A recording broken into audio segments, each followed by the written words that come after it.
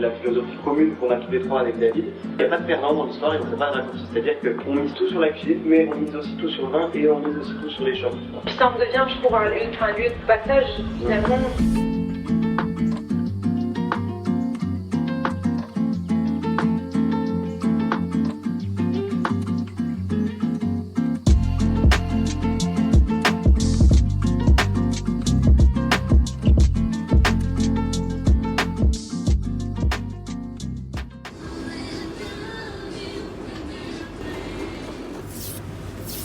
On tombe tous dans le piège des fois d'attaquer la journée sans faire ça. Et en fait, assez tôt dans la journée, tu t'en mords les doigts, quoi.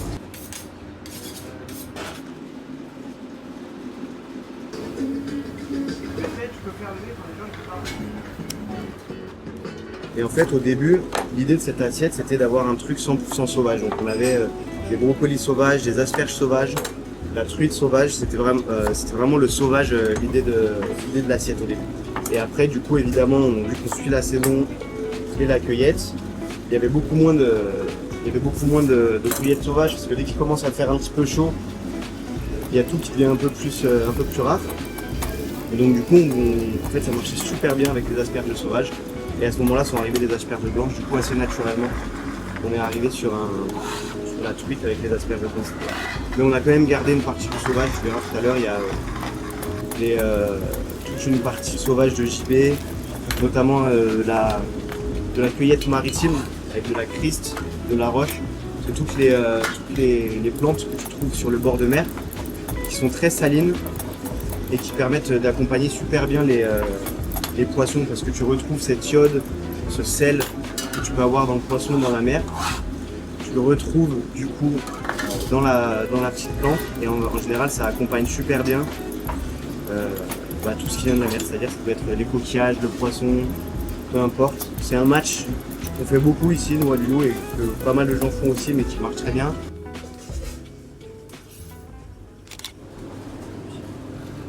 Là tu vois, qui dit gros poisson, dit gros outils. Donc là du coup, mérou de Méditerranée, bien maturé, qui doit avoir presque 10 jours. Donc voilà, celui-là quand il est arrivé, on a enlevé les ventrèches, on a enlevé les colliers. Donc le collier c'est la partie qui est derrière les branchies ici, derrière le zouï, où il y a la nageoire latérale, si je ne me trompe pas, parce que anatomie du poisson. Et les ventrèches, donc du coup c'est la partie on va dire ventrale, qui est sous la cage thoracique ici. Et donc du coup on a tout prélevé. Avec ça on a fait par exemple, on a fait une salade César avec du mérou confit, on a fait du fish and chips de mérou, on a fait plein de choses. Et par contre du coup tous les filets du coup on les garde pour le poisson du jour. Ça a une peau très épaisse, ça devient presque du cuir en fait. En travaillant bien avec la pointe du couteau. Ce que j'aime bien aussi, nous on travaille quasiment que avec des gros poissons. Ce que j'aime bien c'est que tu peux vraiment comprendre l'anatomie du poisson, comment il est construit. L'expression là-dedans, Elle est compliquée Maria. Hein. Et donc voilà, regarde là, on voit bien. Autant tout à l'heure ce que je t'ai montré, c'était un petit peu sec, mais par contre à l'intérieur du poisson, tu vois, t'as un ancrage qui est magnifique. T'as une texture aussi qui est très fondante, regarde, ça se voit, tu vois. Alors qu'il est cru, mais à la fois de la mâche. C'est ce que peut apporter un des avantages d'un poisson qui a maturé aussi longtemps. Là, on est sur 10 jours. C'est que tu as vraiment une double texture, fondant, juteux. Ok, nickel. Parfait.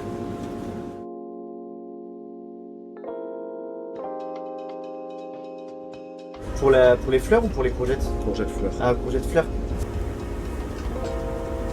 C'est artichaut. Ouais, vraiment. Tu te rappelles, on les avait utilisés avec Alexis il y a un peu plus d'un an. Ah oui, exact. Tiens, regarde, vite, c'est ça dont je te parlais tout à l'heure. Ça, c'est de la roche. Et ça, c'est la criste, du coup. Ah, c'est les herbes salines. Voilà, c'est ça, c'est la cueillette de bord de mer dont je te parlais tout à l'heure. Et en fait, si tu goûtes, c'est genre presque déjà assaisonné. Ah oui, là, il n'y a pas grand chose à faire. Ouais, c'est ça. Mais moi, ce que je trouve fou avec la criste, c'est qu'on dirait qu'il y a presque déjà le petit trait d'huile de citron. Genre, c'est assaisonné quoi. Tu vois, pareil, tu vois les fèves parlais tout à l'heure. Elles sont magnifiques. Bon, là, c'est fève, hein, tu m'avais Ouais. parlé. Ouais, mais ça. Donc, c'est un poids plus gros quand même. Ouais. Mais tu sais qu'on les traite comme des fèvettes en vrai. Hein. Ouais. On blanchit 30 secondes. Et après, au dernier moment, on la met dans la garniture du poisson, etc. Là, t'as la petite fleur de bourrache. Hop. Et le Grumolo, c'était vraiment les toutes dernières. Quand même mini là. Tu vois, regarde, il y a même les petites fourmis dessus. Ils sont trop belles. Je commence à t'emmener ici, tu rentres. Donc tu vois là, quand il y a l'arrivée des produits JB, tu vois, ils sont vraiment, comme je te disais, ils sont magnifiques. Tu vois, il y a encore l'eau dessus parce que genre, ils les lavent. C'est pas que pour les laver, c'est aussi pour leur garder toute leur vigueur naturelle, comme s'ils avaient pris la rosée du matin, quoi.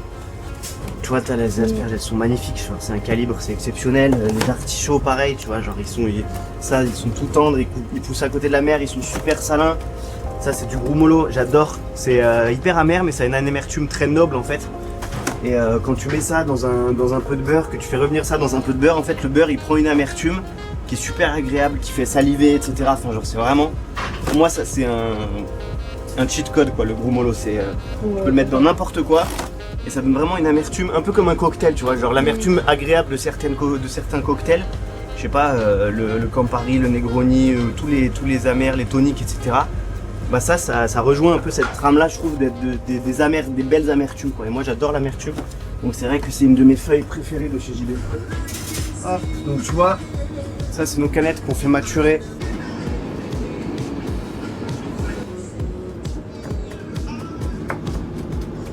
Ce qui est intéressant avec la maturation sur la canette, c'est que du coup tu as la couche de gras qui disparaît petit à petit parce qu'elle sèche et elle vient protéger la chair. Ce qui fait qu'il n'y a pas de dessèchement sur la chair, mais il y a un dessèchement sur le gras. Et ça vient nous intéresser parce que du coup le gras, il est moins gras. Déjà, tu as moins cette sensation des fois que tu peux avoir sur le magret de canard, d'un truc un peu gras, pas très digeste, etc.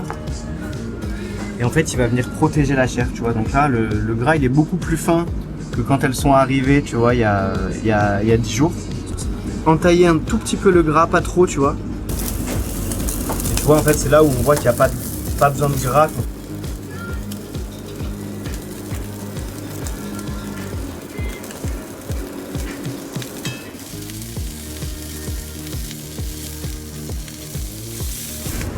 Là, tu vois, on a le jus 100% carcasse de canard que je t'ai montré tout à l'heure. Tu vois, on a un beau jus bien avant. Un coup chaud, une belle saveur de fumée.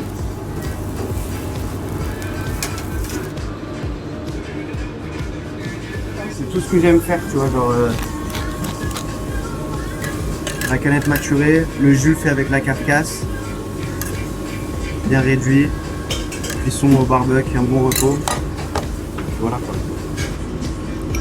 Voilà. Pareil, le jus dedans, il y a de la sarriette. Donc ça, c'est une herbe qui est très proche du thym. Il y a un petit peu de rhubarbe aussi, je trouve que ça donne un petit côté floral au jus. Je peux regoûter. Ça fait longtemps qu'on n'a pas goûté en vrai. Ouais, j'adore. Ça fait vraiment.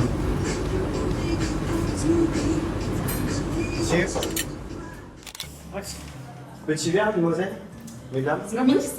Je pense Ah, si, que si. c'est bon. Exactement. Je vais informé. C'est le cuisinier qui sert le vin, sortons des. Sortons des deux. Ouais, c'est bien. D'ailleurs, plus souvent, on sert servir de vin. C'est vrai? Il adore ça. J'adore ça. Paul a une petite expérience en salle, il adore la. Tu sais que tu peux prendre là ton petit. Ouais, je sais pas. Tu peux être tranquille, hein. Je vais porter à la maison. Je suis sorti. Et du coup, en vin, ce que cherches? En vin, j'ai ouvert ça tout à l'heure parce qu'on avait envie de le faire au vert. Je pense que c'est très très cool, surtout avec les petits pois et les asperges. Clos La Rouillard, on est à 50 km à l'ouest de Biarritz. À l'est de Biarritz, pardon, tu dis Biarritz. C'est un petit domaine, 6 hectares, qui sont évidemment en biodynamie. Et ils sont à 400 mètres d'altitude au pied des Pyrénées. Donc t'as énormément de fraîcheur dans les vins. C'est ça qui est super cool dans les jurançons secs, c'est qu'on n'est pas sur de l'opulence, sur de la sucrosité, mais vraiment sur de la finesse, tension, minéralité, et c'est super frais. En fait, tu commences un repas, tu fais vraiment trop chouette là. Ouais. Ça vous plaît? Ouais, grave. Oui. On a très fiable. Oui, en même temps, c'est riche, mais un peu. Mais c'est hyper riche, t'as quand même. C'est déçu. Ça, ce que tu es en train de prendre, les ravioles qui sont faites avec les cuisses de la canette. Parce qu'on sert le filet donc, en mode magret. Ça, c'est le jus de canard avec les petits pois. C'est très bon. Le... Très bien fait. Et le... Ouais, c'est la farce. Il y a un tout petit peu de piment dans la farce de canard. Mais c'est trop bon. Et en fait, le jus de viande, le jus de canard, on le rafraîchit avec du jus de rhubarbe fraîche. Ok. Du coup, ça augmente un peu le côté floral, tu vois. Et ça marche super bien avec ça. Là, c'est de l'ail, pareil. C'est très vert, très floral. Et tu vois, ça, c'est vraiment genre. Tu vois, cette garniture-là, je trouve que c'est. En vrai, ça représente vachement bien ce que j'aime faire. Et ça, tu dis que c'est un goût iodé, du coup? Ouais. Un petit peu.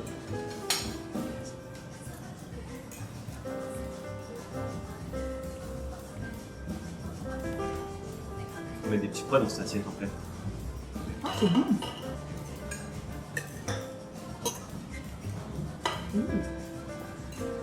Et, enfin, toi, ta carte du restaurant qui change régulièrement et toi, j'imagine aussi que tu fais évoluer forcément les références de vin. Bah, après, c'est plus un.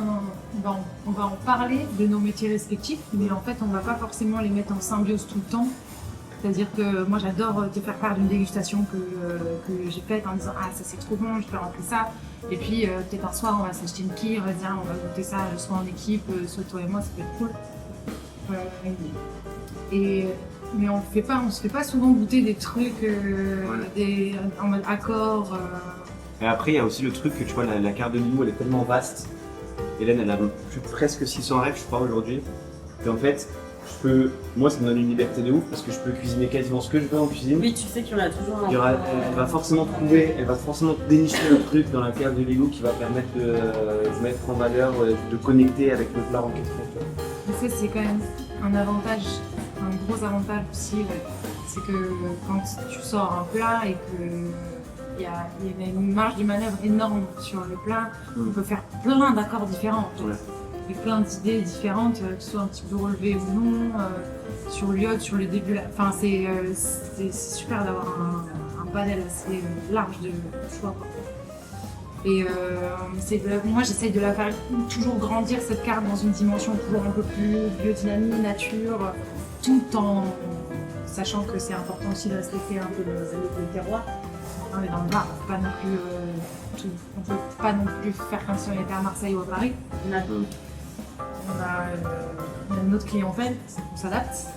C'est quoi la difficulté avec une clientèle d'hôtel?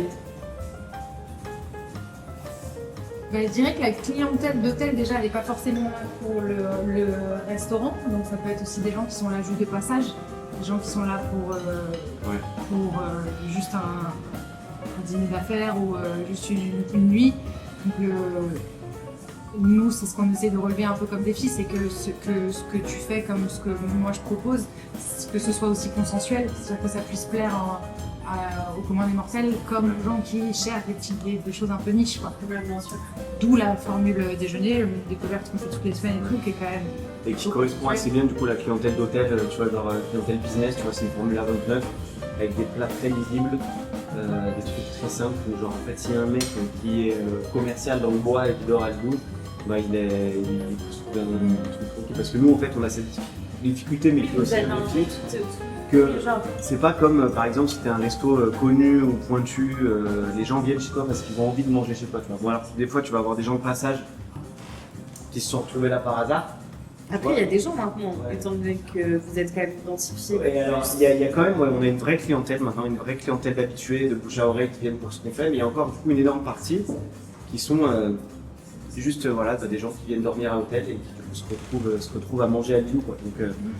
Donc Et c'est cool aussi justement de fidéliser un peu ces gens-là ou en fait de aussi lier le restaurant et l'hôtel parce que je sais pas, j'ai pas l'impression qu'en France il y a beaucoup de... Enfin, dans l'imaginaire collectif, l'hôtel va pas forcément avec le restaurant ou en tout cas le restaurant est pas forcément... Non, et tu vois, il y a le restaurant d'hôtel justement qui crée d'abord...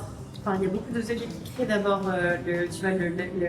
l'hôtel et qui ensuite réfléchissent à la proposition de restauration et du coup, t'es un peu décorrélé et déconnecté. C'est vrai, ouais. Il y a aussi le fait que je pense que c'est quand même une moyenne structure. On n'est pas sur une petite auberge de charme, comme on peut parler de l'auberge de la Roche ou les Cimes, tu vois, où il y a 5 chambres, donc on soigne le restaurant. Là, il y a quand même 37 chambres. T'as une région de prédilection pour le vin? J'adore la Bourgogne, évidemment. Je trouve que c'est une région tellement incroyable. Ce qu'on peut faire avec juste du chardonnay, c'est juste magnifique. Et puis je pense que c'est là où j'ai eu énormément d'émotions aussi. Après, j'adore découvrir des choses. Je trouve qu'ici, c'est cool parce qu'aussi, on fait rentrer des choses un peu atypiques. On travaille, là, j'ai écouté récemment un chenin d'Afrique du Sud, genre du nord du Cap, incroyable. Vraiment, des chemins tellement complexes, tellement longs, et puis tellement différents de ce qu'on peut trouver chez nous, par exemple dans la Loire, que voilà, j'aime bien quand même aller regarder. Qu'est-ce que tu fais? Ouais, un peu. On a quand même beaucoup de choses autour du bassin méditerranéen. Donc quand même Espagne, Italie, Portugal, pas mal. Grèce aussi, beaucoup. Et après, un petit peu de Nouveau Monde, donc Californie, Nouvelle-Zélande, Australie. Mais peu. Et je pense qu'il y a des choses à voir. Après, je trouve qu'en France, on est tellement moi, je deviens hyper tatillon, pointue sur ce que j'aime, que c'est comme si je me aller à l'autre bout du monde pour trouver du vin, alors qu'ici on fait des trucs extraordinaires que je connais pas encore. Tu vois, je trouve que les amis de ouais, déjà là on a 600, c'est déjà beaucoup. Ouais. C'est déjà pas mal. C'est déjà beaucoup. Et surtout en plus j'ai pas envie qu'on se 600 perde. C'est une carte que tu as construite sur combien de temps? Non, alors en plus c'est pas une carte que moi j'ai construite parce qu'en fait je suis arrivée en novembre 2024 avec Colémine, on est arrivé il y a un mois et demi. Et en fait, cette carte existait déjà. Il y avait moins de références, mais j'ai travaillé en collaboration avec l'ancien directeur de la restauration, qui lui avait fait la carcasse de la carte, qui était déjà magnifique. Mais en fait, moi, avec mes connaissances, et puis les agents avec qui j'ai travaillé, les vignerons, tout ça, j'ai apporté une pâte un peu différente. C'est-à-dire qu'ici, il y avait beaucoup des gros noms, des trucs un peu classiques. Moi, j'ai toujours aimé genre, les petits trucs de niche, mais aussi des belles allocations, des vignerons indépendants et tout. Donc, disons que ça a été un travail, une vraie collaboration entre lui et moi. En fait, tu as tout le stock ici, tout est rangé par région, sur les 4 rangées. Et ici, tu as tout ce qui est au frais qu'on ne peut pas mettre au frais derrière. Là, tu as une cave de vieillissement avec ce qui mérite d'attendre et de ne pas bouger, et vraiment d'être minutieux. Et ici, tu as tous les vins blancs étrangers. Et ici, tu as tous les rosés. Donc, vous avez quand même beaucoup de stock. Et c'est toi qui ranges à chaque fois? Ouais, après, on est plusieurs. Hein, mais... Ouais, parce que c'est épuisant de gérer toutes les caisses. Ouais, on est 4 à organiser cette cave. Ah, mais oui. Tous les jours, en fait, tous les jours, il faut qu'on l'organise. Après, tu vois, il y a toujours des bouteilles qui traînent un peu en se disant, bon, ok, ça c'est un peu en stand-by, où est-ce qu'on va les ranger? On essaye de pas trop grappiller sur le HK parce que là aussi, c'est tout le stock du housekeeping. Mais à chaque fois, je grappille un peu. En même temps, avant ils avaient genre tout ça, maintenant je suis genre ok, ils ont moins d'espace, mais en même temps, voilà, j'essaie de la faire grandir quoi. Je pense qu'il y a plein de choses que je garde à la carte parce que je sais que ça plaît, parce que c'est bon, mais surtout parce que je sais que ça plaît. Et qu'en fait, c'est ça aussi que je trouve un peu, c'est un enjeu à chaque fois d'essayer de mettre ses goûts à soi un peu de côté pour pouvoir aussi aller marcher dans le même sens que les Varois. Oui. Oui, la clientèle globale. Ouais, oui, c'est ça. Parce qu'un lieu comme ça, je parle pas des grandes villes, mais un lieu comme ça à Marseille ou à Paris, je pourrais largement enlever certaines choses. Ouais, voilà, exactement. Ouais. Parce que la clientèle est liée. Après, ici. Il y a beaucoup de gens qui cherchent aussi des vins conventionnels, etc. Oui, c'est ça. Et en plus, c'est pas une critique, c'est un apprentissage en plus pour moi, parce que je découvre complètement la région, et donc je découvre un peu ce qu'aiment les gens d'ici, et puis aussi mettre un peu en lumière le terroir viticole de la Provence. La Provence, c'est quand même un très beau terroir, donc ça vaut le coup aussi d'aller chercher justement les petits vignerons indépendants que j'adore, mais en Provence, pour pouvoir un peu aussi ouvrir un peu les esprits sur des choses qui sont un peu moins consensuel, entre guillemets, le rosé typique de Provence ou le Mourvèdre bien charpenté de mandole, des choses qui sont un peu moins faciles, mais qui méritent d'être découvertes. Donc, Souvent dans les hôtels, tu as un des 3 pôles qui est volontairement genre plus cher que les autres pour aussi d'évaluer. Voilà. Là, la philosophie de David et qu'on a la philosophie commune qu'on a tous les 3 avec David, c'est on fait il n'y a pas de perdant dans l'histoire et on ne fait pas de raccourci. C'est-à-dire qu'on mise tout sur la cuisine, mais on mise aussi tout sur le vin et on mise aussi tout sur les chambres. Tu vois. Et en plus de ça, on propose ça les chambres à 120 balles la nuit, la cuisine avec presque 0 marge, les vins à prix caviste. Tu vois, genre Et puis ça en devient, je trouve, un lieu de passage finalement, parce que nous, c'est ce qu'on suggère, que ce soit nos amis, des clients qui reviennent, ou juste des gens qui juste dînent, même si vous passez un week-end en fait. Et en fait, comme ça, tu as un peu l'expérience globale qui vaut vraiment le coup, où tu dînes ici, et du coup, tu te prends une belle bouteille le lendemain emportée pour ton pique-nique ici. Oui. Tu profites et même en tant que cave, tu vois, par exemple, Thomas et Lucie, la dernière fois, ils sont partis avec 600 balles de vin. Parce qu'en fait, toute cette cave de Lilou, elle est disponible à emporter aussi, tu vois. Donc on est aussi vraiment un caviste, c'est pas juste les prix cavistes, on est vraiment aussi une cave à vin, tu vois. Et c'est vrai que de plus en plus, tu vois, par exemple, il y a le banquier, ou je sais pas quoi, le banquier de David, la dernière fois, qui est venu, qui a dit à Hélène, ouais, tu peux me faire une sélection, j'ai une soirée entre potes, je sais pas quoi, une sélection de 6 vins. Il prend ses 6 quilles à emporter, il passe une demi-heure avec Hélène. Et c'est trop bien. Et alors, je vais pas dire que c'est beaucoup, mais j'ai l'impression qu'on a un petit peu quand même ce truc-là. Et là-dessus, on est content parce qu'on a réussi à tous les plans, à peu près pour l'instant. C'est-à-dire que les gens aiment le lieu, les gens mangent bien, les gens sont super contents du vin, que ce soit ici ou quand ils l'emmènent chez eux. Mais ici, on a tous les 3, on a avec David, c'est ce qu'on essaie un maximum, c'est de rendre les choses un peu intemporelles. De faire quelque chose qui ne bouge pas dans le temps, qui évolue au rythme des saisons, mais qui ne bouge pas dans le temps. Mieux, mais Et vraiment d'ancrer les choses. C'est-à-dire que tu viens ici, tu sais exactement comment tu vas manger. On essaie d'éviter l'effet de mode aussi, tu vois. On essaie comme dit Hélène, de faire des trucs intemporels. Tu vois, tout à l'heure, quand je te parlais, si aujourd'hui on devait définir Lilou la table, selon moi, c'était comme on faisait peut-être un bistrot. Bistrot, tu pouvais manger en 1850, 1900, 1950, 2000 et sûrement 2050, c'est une table qui existe toujours, tu vois. Alors qu'il y a plein d'autres culinaires qui ont complètement disparu, tu vois. Alors que c'est un chouette endroit pour bosser et pour s'exprimer parce qu'aujourd'hui on a la chance d'avoir carte blanche. La liberté. Ouais, c'est un terrain hyper fertile, comme tu dis, d'expression. Et après la base du ragoût, du coup, c'est oignon, ail, blanc de blette. Ouais. Piment, ail, gingembre. Ail, je te l'ai déjà dit. Oui, tu vois, j'aime bien moi que la carte elle soit pas figée. C'est pas parce que tu vois, il y a une carte qui a 600 refs et il y a 10 références au vert qu'on reste dans ce truc très protocolaire. Au contraire, tu vois, là, je vois par exemple Forêt Pista, Pinot Grigio, je l'ai pas ouvert depuis longtemps. Je me dis, tiens, lundi, mardi, on va peut-être l'ouvrir et le faire au vert pour voir comment ça goûte, pour le faire goûter aux gens, pour parler un peu justement. Oui, du coup, tu as cette notion de plaisir et de partage. Est-ce que tu peux te permettre en fait de le faire et que... En fait, ce ne sera pas perdu. C'est une bouteille qu'on va pas c'est une bouteille qu'on va vendre au vert et du coup qui sera valorisée autrement. Mais c'est très cool aussi de sortir un peu des sentiers battus et de se dire on peut faire aussi du sur-mesure. S'il y a quelqu'un qui me demande un verre de vin et que je ne le trouve pas sur la carte parce que c'est pas exactement ce qu'il veut, je vais fouiller, chercher, on va ouvrir des trucs jusqu'à ce que ça lui plaise, quoi.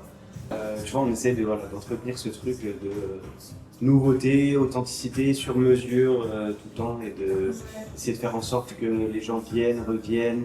C'est trop créatif ou si tu sors trop des sentiers battus, souvent la qualité peut en pâtir un peu. Donc du coup, nous on essaie de jouer avec la limite, tu vois, essayer d'innover au maximum tout en gardant un cahier de charge assez précis et haut, ouais, quand même. Et c'est pas facile parce que je trouve qu'en fait dans la restauration, on prend les choses vachement à cœur quand on aime ce qu'on fait. C'est un métier d'émotion. C'est ça. Donc en fait, c'est hyper intime. Ouais. Et toi et moi, on adore ce qu'on fait et moi je sais qu'on y met tout notre cœur et parfois un peu trop parce que avoir de la bonne distance. En fait, tu peux le prendre mal. C'est risqué, c'est ce que je veux dire, c'est risqué parce que si tu mets trop tes tripes dedans et qu'il y a quelqu'un qui n'aime pas ce que tu fais, mais tu le prends t'es directement. Là, j'ai terminé. eu ça ce soir, le mec qui m'a mis les larmes aux yeux. C'est super important de mentionner qu'on est 4 filles en salle et on est 3 sommelières et une apprentie en sommellerie. Et c'est suffisamment pour être mentionné et que je trouve que ça fait trop du bien d'avoir une équipe de femmes qui sont hyper puissantes, qui savent ce qu'elles veulent et où elles vont et je trouve que c'est un métier qui a été suffisamment cloisonné par un métier d'homme et que là le fait qu'on travaille avec des femmes ça donne vraiment un nouveau souffle à une nouvelle l'espace. énergie aussi à l'équipe, etc. Oui, c'est vrai, ça, le fait d'avoir 4 spécialistes et en plus 4 filles, genre c'est rare d'avoir 4 personnes qui peuvent parler de vin.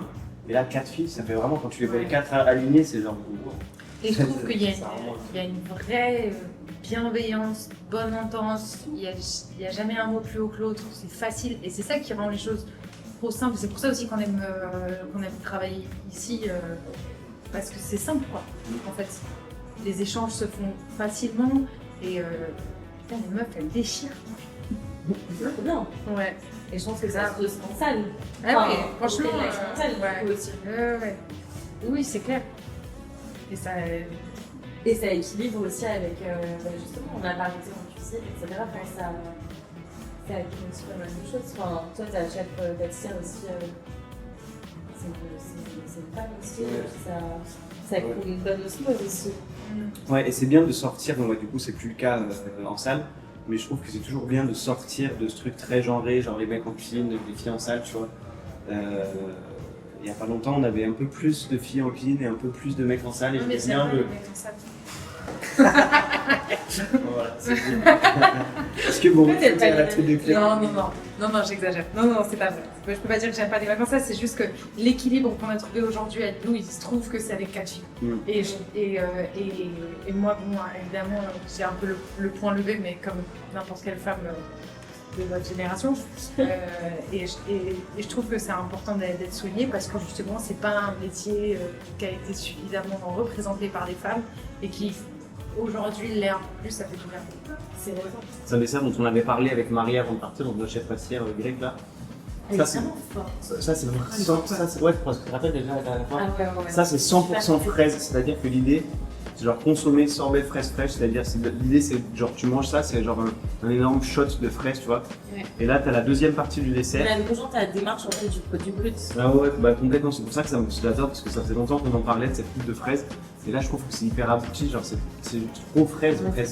Et là, en fait, tu vois, tu as un riz au lait, feuille de figuier avec la rhubarbe et une tuile de tapioca à la poudre de fraise aussi. La feuille de figuier explosive. Ouais. Et les deux, normalement, ils sont censés bien se compléter parce que là, tu es un peu plus sur l'amertume. Et là, tu es un peu plus sur le sucre et l'acidité, tu vois. Genre, j'adore. C'est une réussite, tout dessert. C'est excellent. Genre le. Elle est très forte. Ouais. When this is cooked, you have the juice and then you have the strawberries, and I use the juice in the cup, and then the leftover strawberries I make the sorbet with. So it's a zero waste kind of dessert. T'as vu, je trouve comme elle arrive à faire jaillir le. Tu vois, genre, là t'as grave la feuille de figuier, c'est une tuile de tapioca avec de la poudre de fraise dessus. Comme genre t'as grave la rhubarbe, t'as grave la feuille de figue, t'as grave la fraise, et moi c'est ce que je recherche tout le temps, tu vois, c'est que en fait, le goût du produit. Si tu manges un truc à la fraise, si tu manges un truc au petit pois, genre que quand tu le manges, tu te dis putain, genre ça a le goût de ça quoi. Là on essaie de vraiment bosser sur les trucs végétaux, tu vois, les trucs aux agrumes que vous aviez mangé, là c'est fraises et rhubarbe, et elle adore ça, elle se met à fond dedans. Elle est trop contente de cuisiner, de pâtisser des fruits, on avait un dessert à la courge aussi, tu vois, genre. Elle est trop contente de faire ça, donc à chaque fois elle se met à fond dedans et tu vois, genre ça sort des trucs. Tout est très très goûtu. Ouais. D'ailleurs, elle fait des trucs pour le perso, c'est l'enfer. Ouais. Elle fait toujours des trucs genre délicieux pour le perso. Ouais, des fois, tu sais, genre. On a tous grossi à cause d'elle. C'est vrai. Elle t'a mis des plateaux de choux pralinés, elle te dit, en mode. Pourquoi tu fais ça? Tu sais, des chutes de brownie et tout. Ouais, genre elle prend des chutes de brownie, caramel, glace, machin et tout, elle te fait des Ben & Jerry's de maison en fait.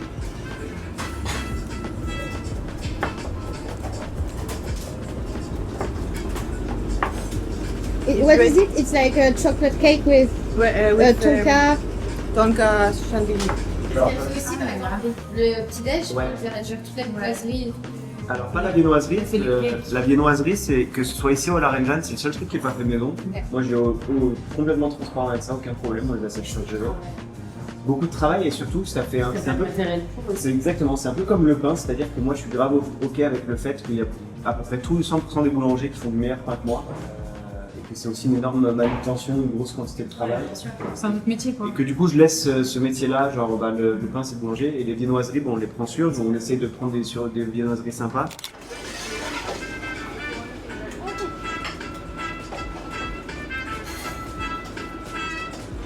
Donc ça tu vois, ça c'est l'entrée de la semaine. On est vraiment sur un truc fraîcheur quoi, c'est genre fenouil à la mandoline, gros bâtonnet de pommes Granny Smith pour avoir vraiment genre du croquant. Et on va mettre une grosse cuillère de stracciatella dans l'assiette. Un bon poivre, une bonne huile d'olive, verjus bourgoin. C'est super bon ça. Ouais, ça c'est exceptionnel. C'est super frais.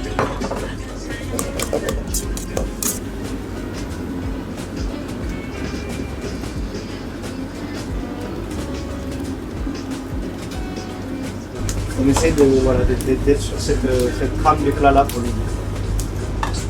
Et le dessert que tu as goûté, du coup, gâteau au chocolat, chantilly tonka.